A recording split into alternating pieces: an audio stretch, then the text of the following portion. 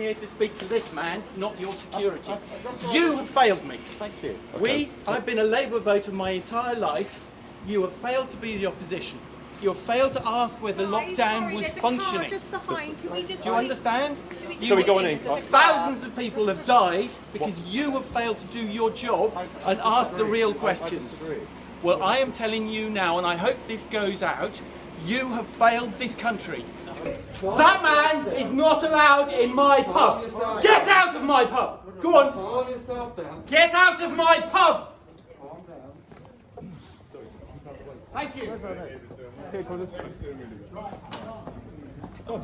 The man who wants to be PM with a pledge that all electricity be generated from low carbon sources, be that nuclear, wind, solar, by 2030.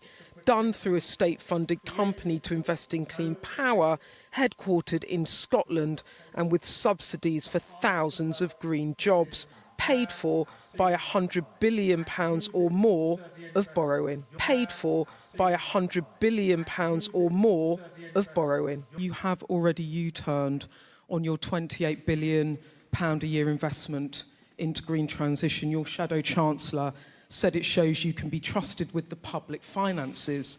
But doesn't it also suggest, as with Brexit, tuition fees, nationalisations, you're just like all of those other politicians? Clean power by 2030, so all of our electricity from renewables, is that a guarantee or is it a target?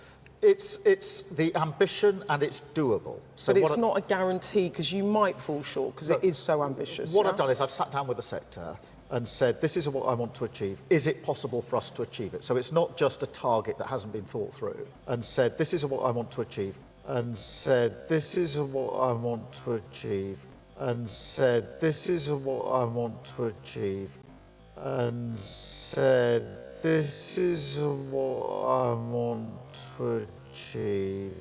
Sir Keir Starmer here in Scotland has just announced the single most radical policy of his government should he win the next general election. Billions and billions of public money funnelled into the green economy, but voters taking a look at him might be wondering why he's not putting that money into public services like hospitals and schools instead. Paid for by £100 billion or more of borrowing. Now this bastard is a two-time loser. He'll make us pay through the ass forever and then fuck us just for the fun of it. Go fuck yourself. Is that clear? I hope it is.